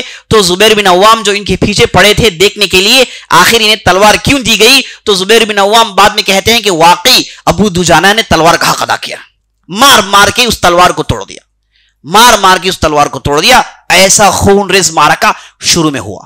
تو مسلمان لگ بھگ میدان میں حاوی ہو گئے، اللہ نے لگ بھگ انہیں جیت دے دی، لیکن ان تیر اندازوں نے غلطی کی، آپ صلی اللہ علیہ وسلم کی مخالفت ہوئی۔ وہ تیر اندازوں نے دیکھا کہ اب پورا میدان مسلمانوں نے روند لیا ہے، اب کون ہے مقابلہ کرنے کے لیے؟ اب وہ وہاں سے نیچے اترتے ہیں۔ عبداللہ بن جبیر کہتے ہیں کہ نہیں، وہ چونکہ امیر تھے، کہا کہ کوئی نہیں اترے گا۔ دوسروں نے کہا کہ نہیں، اب تو لڑائی جیت چکے ہیں۔ تو لگ بھگ 40 کی نفریں نیچے اتر جاتی ہے اور 10 تیر انداز عبداللہ بن جبیر کے پاس رہتے ہیں۔ اور جیسی چھوٹی تعداد کو، خالد بن ولید اس وقت مسلمان نہیں ہوئے تھے، جب انہوں نے دیکھا کہ ان کی چھوٹی تعداد ہے اوپر، تو اس علاقے سے اپنے لوگوں کو لے کر اترتے ہیں اور ان 10 کو شہید کرتے ہیں، اور اس کے بعد بڑی تیزی سے مسلمانوں کے صفوں میں گھس جاتے ہیں۔ اب جب مسلمان دیکھے کہ ان کے پیچھے سے اچانک حملہ ہو گیا ہے، تو انہیں شروع میں چند لمحوں کے لیے کیا ہو رہا ہے سمجھ میں نہیں آیا، تو مشرکین نے اس وقت کو استعمال کیا اور بڑی آسانی سے مسلمانوں کے پیٹ میں انہوں نے کھنجر گھونپ دی۔ اور یہ جو لڑائی جیتی ہوئی لڑائی تھی، یہ گویا کہ مسلمان اس لڑائی کو ہار رہے ہیں۔ یہ معاملہ یہاں تک پہنچ جاتا ہے، معاملہ یہاں تک پہنچ جاتا ہے کہ آپ صلی اللہ علیہ وسلم کے آس پاس کوئی ہے ہی نہیں، آپ صلی اللہ علیہ وسلم اکیلے ہیں اور لوگوں کو بلا رہے ہیں۔ اور بعض لوگ جنہیں چونکہ لڑائی سمجھ میں نہیں آ رہی تھی، تو وہ میدان چھوڑ کے بھاگنے لگے، بہت بڑی تعداد میدان سے بھاگنے لگی۔ اور آپ صلی اللہ علیہ وسلم جو اکیلے کھڑ گئے تھے، جب آپ صلی اللہ علیہ وسلم نے کہا کہ میں محمد بن عبداللہ ہوں، جب چیخ لگائی تو بعض صحابہ آپ صلی اللہ علیہ وسلم کی خدمت میں آ گئے۔ 9 لوگ آئے تھے، اس میں 7 انصار تھے اور 2 مہاجر تھے۔ اور جب آپ صلی اللہ علیہ وسلم کے پاس صرف 9 لوگ تھے اور آپ صلی اللہ علیہ وسلم کی آواز جب مشرکین نے سنی، تو پوری مشرکین کی تعداد آپ صلی اللہ علیہ وسلم پر ٹوٹ پڑی۔ اب اس وقت ابو دجانہ اور اس کے بعد سعد بن ابی وقاص اور ابی طلحہ، یہ جو انصاری صحابہ تھے، انہوں نے ایسی داد و شجاعت دی، ایسی داد و شجاعت دی اور ایسی لڑائی لڑی کہ آپ صلی اللہ علیہ وسلم نے کہا کہ تم لوگوں پر جنت واجب ہو گئی، تم لوگوں نے تم پر جنت واجب کر لی۔ ایسی گھمسان کی لڑائی، کئی 100 کی تعداد ہے اور صرف 9 مقابلہ کر رہے ہیں، اور 7 انصار دیکھتے ہی دیکھتے جام شہادت پی جاتے ہیں اور صرف 2 باقی رہ جاتے ہیں، اس میں ابی طلحہ اور ابو دجانہ۔ ابو دجانہ آپ صلی اللہ علیہ وسلم کے پیچھے کھڑ گئے اور انہوں نے اپنی پیٹ مشرکین کو دے دی۔ مشرکین نے اتنے تیر مارے کہ تھک گئے، لیکن ابو دجانہ نیچے نہیں گرے، آپ صلی اللہ علیہ وسلم کی حفاظت کرتے رہے۔ اور وہاں پر ایک ظالم جس کا نام ابن ابی قمیعہ تھا، وہ آگے بڑھ کے آپ صلی اللہ علیہ وسلم کے چہرے میں مارتا ہے، تو آپ صلی اللہ علیہ وسلم کی دانت، یہ جو آگے والی دانت ہے، یہ دانت نیچے گر جاتی ہے اور آپ صلی اللہ علیہ وسلم کے چہرے میں زخم نکل آتا ہے اور خون نکل آتا ہے۔ تو اس وقت آپ صلی اللہ علیہ وسلم اس خون کو پوچھتے ہوئے کہتے ہیں کہ اس قوم کی فلاح کیسے ہوگی جو اس کے نبی پر ایسا حملہ کرے۔ تو ہوا یہ کہ ان دونوں نے مشرکین کا ایسا مقابلہ کیا، اور اس کے بعد ابوبکر صدیق آئے اور بعض لوگوں کے دل بدل کے وہ بڑی تیزی سے آپ صلی اللہ علیہ وسلم کے پاس آ گئے، تو نبی صلی اللہ علیہ وسلم کی جان کو بچایا گیا۔ اس لڑائی میں اچانک یہ اعلان ہوا کہ ہم نے محمد کو قتل کر لیا۔ مشرکین نے چیخ لگائی کہ ہم نے محمد کو قتل کر لیا۔ تو یہ جو قتل کا پیغام تھا یا پھر اعلان تھا، جیسے ہی مسلمان مجاہدین نے سنا، ان کے دل برداشتہ ہو گئے۔ انہوں نے کہا کہ محمد کا اگر قتل ہو جائے صلی اللہ علیہ وسلم، پر لڑائی کس بات کی؟ تو بعض لوگوں نے تلوار پھینکی اور پہاڑوں کی طرف جانے لگے۔ وہاں پر انس بن نضر نامی ایک بہت بڑے صحابی تھے، وہ بڑی تیزی سے دوڑتے ہوئے آئے، ان لوگوں سے کہا کہ جس چیز کے لیے، جس ناموس کے لیے محمد نے اپنی جان دے دی صلی اللہ علیہ وسلم، تم زندہ رہ کے کیا کرو گے؟ چلو، جس کے لیے نبی نے جان دے دی ہم بھی اس کے لیے جان دے دیں گے۔ اس کے بعد وہ بہت بڑی تعداد لے کر پہنچتے ہیں، اور اس کے بعد وہاں پر لڑائی جو بہت ہی خراب ہونے والی تھی، وہاں پر اسے ایک حد تک بیلنس کیا جاتا ہے۔ یہ جو اعلان ہوا تھا نبی صلی اللہ علیہ وسلم قتل کر دیے گئے، وہ اصل میں ہوا یہ تھا کہ یہ ایک ظالم جس کا نام ابن قمیعہ تھا، یہ مصعب بن عمیر پر ٹوٹ پڑا۔ مصعب بن عمیر اس لڑائی میں آئے تھے چونکہ وہ عبدری بنو عبدالدار قبیلے سے ان کا تعلق تھا، جو قریش کا ایک اہم شاخ ہے۔ یہ قبیلے کی ذمہ داری تھی کہ لڑائی کے میدان میں یہ قریش کے علم کو، قریش کے جھنڈوں کو تھامتے تھے۔ تو آپ صلی اللہ علیہ وسلم نے مصعب بن عمیر کو بھی یہی ذمہ داری دی، کہا کہ تم ہمارے مسلمانوں کے جھنڈوں کو تھامو گے۔ تو یہ مسلمانوں کو جھنڈا تھام کر کھڑے ہوتے ہیں۔ اس زمانے میں لڑائی کا یہی طریقہ تھا کہ میدان میں جھنڈوں کو تھامتے تھے، مانا یہ کہ جھنڈے کھڑے ہوئے ہیں تو لڑائی جیت رہے ہیں، اگر جھنڈے گر گئے تو مانا یہ کہ مخالف ڈر گئے ہیں، ان کے پیر اکھڑ گئے ہیں، اب وہ میدان چھوڑ رہے ہیں۔ تو جھنڈے کھڑے ہونا علامت ہے کہ اس طرفہ لڑائی جیتی جا رہی ہے۔ تو یہ جھنڈوں کو تھانا بہت ہی اہم چیز تھی۔ تو مصعب بن عمیر کے ہاتھ میں ذمہ داری تھی، یہ مسلمانوں کے جھنڈوں کو تھامے ہوئے کھڑے ہوئے تھے۔ تو ایک ظالم آگے سے آیا، اس نے مصعب بن عمیر پر حملہ کیا، تو مصعب بن عمیر نے روکا، وہ بھی لڑائی لڑنے کی کوشش کی، لیکن اس ظالم نے ایسا حملہ کیا کہ مصعب بن عمیر کا جو سیدھا داواں ہاتھ تھا وہ ٹوٹ کر نیچے گر جاتا ہے۔ یہ اپنے الٹے ہاتھ سے جھنڈا تھامے ہوئے تھے، پھر ظالم نے الٹے ہاتھ پر ضرب لگائی تو ان کا الٹا ہاتھ بھی نکل کر گر جاتا ہے۔ یہ اپنے پیروں اور پیٹ کے بلبوتے پر اس جھنڈے کو تھامے رکھے، علم کو گرنے نہیں دیا۔ قربان جائیں اس بندے مومن پر، اس نے اپنے دونوں ہاتھ کو قربانی دے دی، لیکن اسلام کے جھنڈے پر آنچ آنے نہیں دیا، اسلام کے جھنڈے پر دھبا آنے نہیں دیا۔ یہ ہوتا ہے عزیز ساتھیو ایمان کا زور، یہ ہوتا ہے ایمان کی نشانی۔ آدمی خود کو ختم کر لے، اسلام پر آنچ آنے نہ دے۔ آدمی اپنے آپ کو ختم کر لے، اللہ اور اللہ کے رسول کی خلاف سازش کو کامیابی ہونے نہ دے۔ صحابہ نے اپنا بڑا مرتبہ اس لیے حاصل کیا، اللہ نے قرآن میں کہا رضی اللہ عنہم ورضوا عنہ، اللہ ان سے راضی ہے، وہ اللہ سے راضی ہیں۔ اتنی بڑی سرٹیفکیٹ، السابقون الاولون من المہاجرین والانصار، ان کے لیے جنتیں ہیں۔ یہ جو اللہ نے خوشخبریاں سنائی وہ اس لیے کہ ان کی ایسی قربانیاں تھیں۔ تو مصعب بن عمیر اس علم کو تھامے ہوئے ہیں اپنے پیٹ اور اپنے گھٹنوں کے بلبوتے پر، لیکن اس ظالم نے نہیں چھوڑا، اس نے پیدر پہ مصعب بن عمیر کے پیٹ پر حملہ کیا، ان کی گردن پر حملہ کیا، یہاں تک کہ مصعب بن عمیر جامع شہادت حاصل کر لیتے ہیں، جان آفرین ہو جاتی ہے، اور ان کی جو ہے روح قفص انصری سے پرواز کر کے بیت الاجل کو لبیک کہتے ہیں، اللہ کے راہ میں شہید ہو جاتے ہیں۔ اللہ اکبر۔ یہ مصعب بن عمیر کے ساتھ ہوتا ہے، اور چونکہ مصعب بن عمیر نبی صلی اللہ علیہ وسلم کے شبیہ تھے، آپ صلی اللہ علیہ وسلم کا چہرہ اور مصعب بن عمیر کا چہرہ بہت زیادہ ملتا تھا۔ آپ صلی اللہ علیہ وسلم کا چہرہ مکے کی گھاٹی میں 4 لوگوں سے زیادہ ملتا تھا، ایک تھے مصعب بن عمیر، دوسرے تھے ابو سفیان، ایک تیسرا آدمی تھا، تو ان کے چہرے بالکل ملتے تھے۔ تو مصعب بن عمیر گویا کہ آپ صلی اللہ علیہ وسلم کے شبیہ تھے۔ تو جب اس ابن قمیعہ نے مصعب بن عمیر کو قتل کر لیا تو اس نے چیخ لگائی کہ میں نے محمد کو قتل کر ڈالا، تو اس لیے صفوں میں کھلبلی مچ گئی۔ تو یہاں پر عزیز ساتھیوں مصعب بن عمیر شہید ہو جاتے ہیں اور لڑائی تھم جاتی ہے۔ اس کے بعد مشرکین بھاگ جاتے ہیں، مسلمان اپنے شہیدوں کو جمع کرنا شروع کرتے ہیں۔ تو شہیدوں کو جمع کیا گیا، حنظلہ کو جمع کیا گیا، بڑے بڑے صحابہ، عمرو بن جموح، بڑے بڑے ان کی نعشیں ہیں، سب کو لایا گیا، سب کو دفنایا گیا۔ اور آپ صلی اللہ علیہ وسلم نے لوگوں سے پوچھا کہ مصعب بن عمیر کا کیا ہوا؟ لوگ دوڑ کر گئے تو مصعب بن عمیر کو پہچانا نہیں جا رہا ہے، ان کے ہاتھ کٹے ہوئے ہیں، چہرے پر چوٹ ہیں، جسم میں اتنے چوٹ ہے کہ کوئی گن نہیں سکتا، اور اس حالت میں وہ اللہ کے راہ میں شہادت حاصل کرنے کے بعد مٹی میں پڑے ہوئے ہیں۔ تو ان کی نعش کو اٹھایا جاتا ہے اور انہیں لایا جاتا ہے اور انہیں دفنایا جاتا ہے۔ تو جب دفنایا گیا عزیز ساتھیوں، عجیب و غریب واقعہ پیش آیا، چونکہ اس زمانے میں مسلمان غریب تھے، مسلمان ابھی مشرکین کے شکنجوں سے بھرپور باہر نہیں آئے تھے، مشرکین چاروں طرف سے مسلمانوں پر ٹوٹ پڑ رہے تھے، یہ ان کی کوشش تھی۔ اس کے بعد احزاب دیکھیں گے، اور جب خیبر کی لڑائی ہوئی اور فتح مکہ ہوا تو اس کے بعد مسلمانوں کے ہاتھ کھلے۔ اس سے پہلے کا زمانہ بڑا ہی سنگین زمانہ تھا، مدینہ میں آنے کے باوجود بھی آسان حالات نہیں تھے، تو غریبی اتنی تھی مسلمانوں میں کہ بھوکماری عام تھی۔ تو مصعب بن عمیر کو جب کفنایا گیا، ان کے نعش کو جب لایا گیا، تو انہیں کفن دینے کے لیے جو کپڑا مہیا ہوا، اس کپڑے سے جب انہیں کفنایا جاتا تو ان کے چہرے کو ڈھانکا جاتا تو ان کے پیر کھل جاتے، اور ان کے پیروں کو ڈھانکا جاتا تو چہرہ کھل جاتا۔ تو نبی صلی اللہ علیہ وسلم نے اس منظر کو دیکھا تو آپ صلی اللہ علیہ وسلم کی آنکھوں سے آنسو زار و قطار گرنے لگے کہ ایسا بندہ جو مکے کے وادی میں اس کی زندگی کچھ اور تھی، لیکن اس نے جب اسلام قبول کیا تو اسلام کے لیے اس نے سب کچھ ترجیح دیا، اسلام نے کے لیے اس نے دولت چھوڑ دی، اس نے اس کی والدہ کو چھوڑ دیا، اس نے اس کے خاندان کو چھوڑ دیا، اس نے سب کچھ ہر لمحہ اسلام قبول کرنے کے بعد اللہ اور اللہ کے رسول کی خدمت میں لگائی۔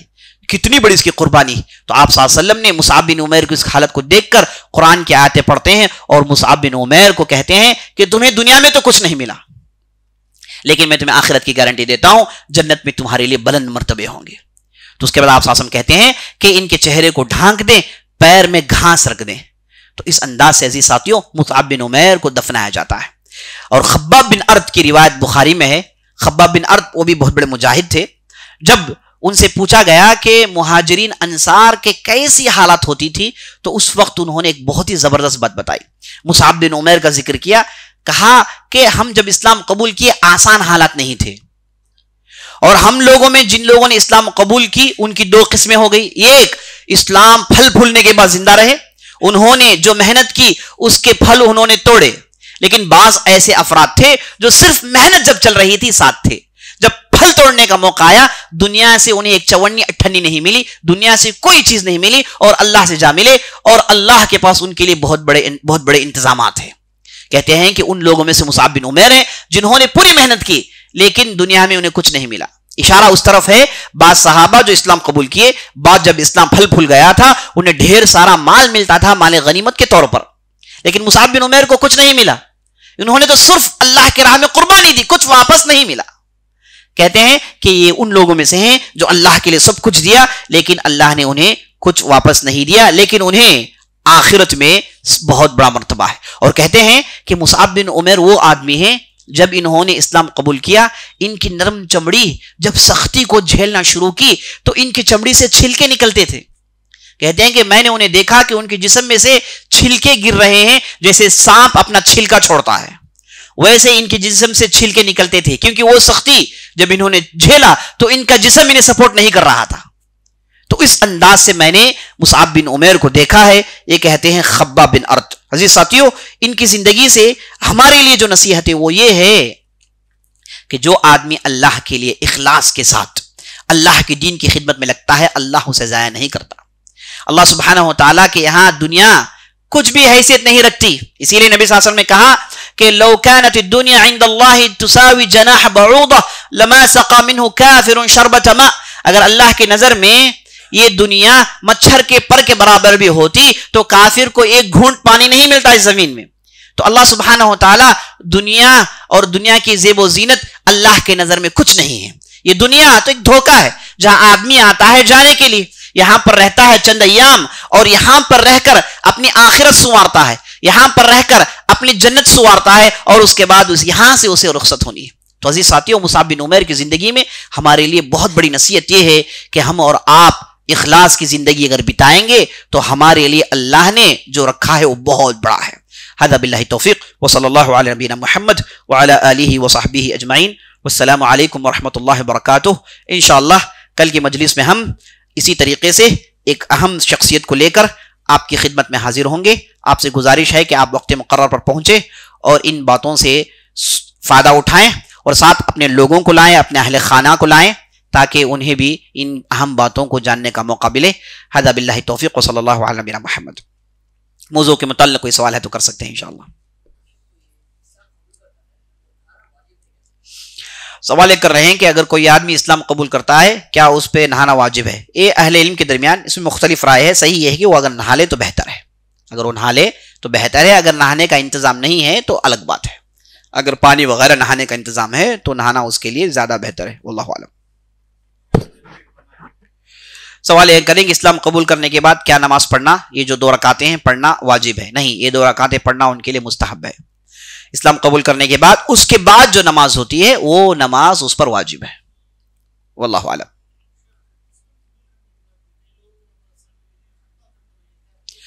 سوال یہ کر رہے ہیں کہ بعض لوگ اسلام قبول کرنے کے بعد انہیں ختنہ کیا جاتا ہے، کیا یہ صحیح ہے؟ یاد رکھ لیجئے ختنہ کرنا واجب ہے، ختنہ کرنا واجب ہے.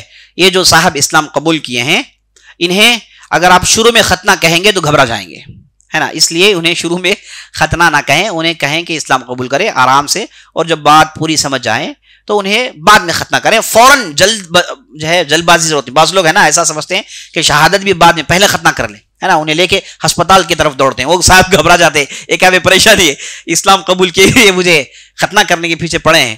تو اس لیے اس پر زور نہیں، زور ہے کلمہ شہادت، توحید، دین جاننے پر. اب جب آدمی دین جاتا ہے اسے مہلت دیں اور جب چاہے وہ ختنہ کر لیں، اور بتائیں کہ ختنہ کرنا واجب ہے، ختنہ کرنا واجب ہے. تو اس کا دل کھلنے کے بعد وہ اپنی مرضی سے ختنہ کریں، اسے مجبور نہ کریں. واللہ اعلم.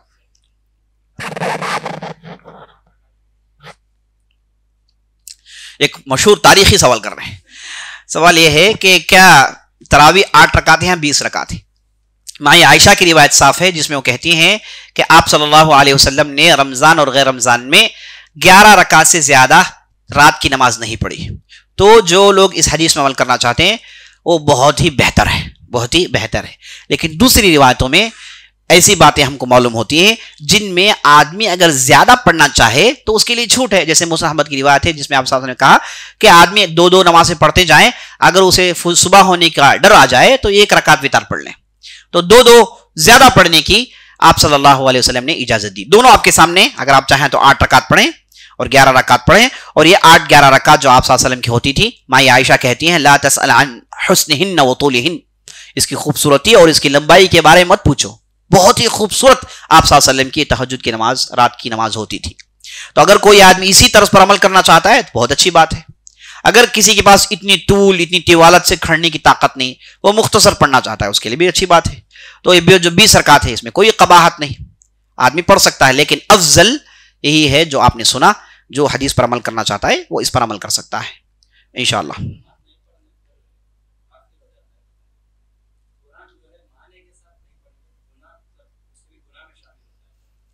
سوال یہ کر رہے ہیں کہ اگر کوئی آدمی قرآن بغیر معنی کے پڑھتا ہے تو کیا وہ گنہگار ہے، یا پھر معنی جاننے کی کوشش نہیں کرتا کیا وہ گنہگار ہے؟ ہاں گنہگار ہے، کیونکہ قرآن اللہ کا کلام ہے. اس میں سورہ فاتحہ ہم کو نماز میں پڑھنا ہے، اور اس کے بعد قرآن یہ اللہ کا کلام، اسے ہمیں سمجھنا چاہیے. اللہ نے ہماری طرف اس کتاب کو نازل کیے، اور ہم اسے سمجھنے کی نہیں کوشش کریں گے، اس پر عمل کرنے کی نہیں کوشش کریں گے تو گنہگار ہوں گے ہی، اس میں کوئی شک نہیں. واللہ اعلم.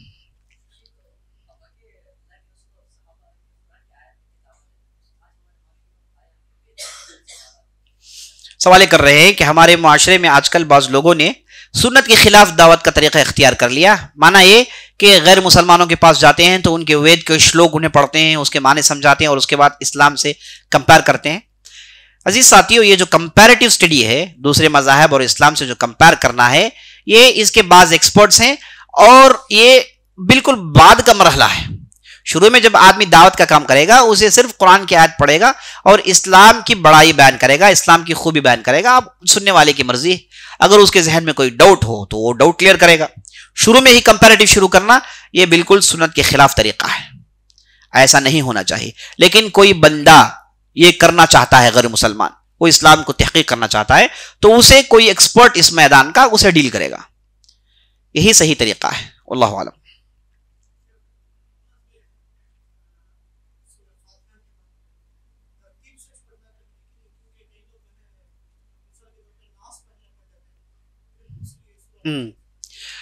سوال کر رہے ہیں کہ جب آدمی نماز پڑھتا ہے سورہ فاتحہ کے بعد پہلی رکعت میں ایک سورت پڑھتا ہے اور دوسری رکعت میں سورہ فاتحہ پڑھتا ہے، کیا جو سورت پڑھے گا اس بار وہ پہلی رکعت کی سورت کے بعد آنے والی سورت پڑھے گا، یا پھر اس سورت کی پہلی بھی سورت پڑھ سکتا ہے؟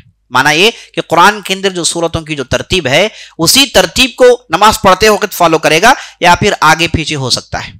صحیح بات ہے کہ آگے پیچھے ہو سکتا ہے، اس میں کوئی مسئلہ نہیں. آگے پیچھے ہو سکتا ہے، اس میں کوئی مسئلہ نہیں. اگرچہ کہ بعض علماء نے مکروہ کہا ہے ایسا کرنا، قرآن کی ترتیب کو فالو کرنا بہتر کہا ہے.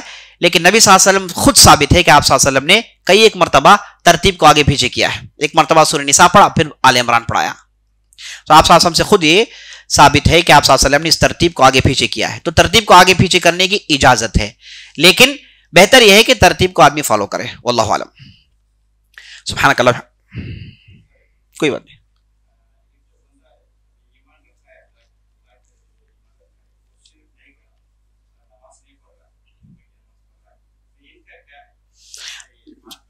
جی سوال کر رہے ہیں کہ بعض لوگ اسلام قبول کرتے ہیں الحمدللہ، لیکن وہ صرف جمعے کی نماز، اہم نمازوں کو پڑھتے ہیں، 5 وقت کی نماز کے پابند نہیں ہوتے. یہ اسلام قبول نہیں. ہمارے مسلمانوں کی خود یہ حالت ہے، اکثر و بیشتر مسلمانوں کی خود یہ حالت ہے کہ اس میں مسلمان بچپن سے ہے لیکن 5 وقت نماز کی پابندی نہیں ہے. ابھی آپ کو میں نے بتایا یہ بہت ہی سنگین معاملہ ہے. یہاں تک علماء نے لکھا جو آدمی نماز کا پابند نہیں ہوتا وہ اگر مر جائے اسے مسلمانوں کے قبرستان میں دفن نہیں کرنا چاہیے. یہاں تک لکھا ہے. وہ آدمی مسلمان نہیں ہو سکتا، اس کی بیوی اسے طلاق ہو گئی ہے. بہت ہی سنگین معاملات کھڑے ہو جاتے ہیں اگر آدمی نماز نہیں پڑھے تو. اس لیے نماز نہیں چھوڑنی چاہیے. یہ آخری رسی ہے اللہ اور بندے کے درمیان، وہ یہ نماز. اس رسی کو کاٹ لے گا تو پھر کوئی کنیکشن باقی نہیں رہتا، آخری کنیکشن ہے. تو نماز کا معاملہ بہت ہی سنگین ہے. لیکن چونکہ ہم جس معاشرے میں رہتے ہیں وہاں پر ایسی تعلیمات موجود نہیں ہیں، تو ایسے آدمی کو ہم کافر نہیں کہیں گے، اسے خامخواہ اسے کافر کہے گے، اسے مشرک کہیں گا، غلط بات ہے. اسے نصیحت سے کام لیں گے، اسے ڈرائیں گے کہ تم جو عمل کرتے ہو یہ کفر ہے، تم جو راستے پر چلتے ہو یہ کافروں کا راستہ ہے. یہ کہہ کے ہم اسے ڈرا سکتے ہیں، لیکن چہرے پہ ہم اسے کافر نہیں کہہ سکتے. واللہ اعلم. سبحانک اللہم وبحمدک، اشہد ان لا الہ الا انت، استغفرک و اتوب الیک.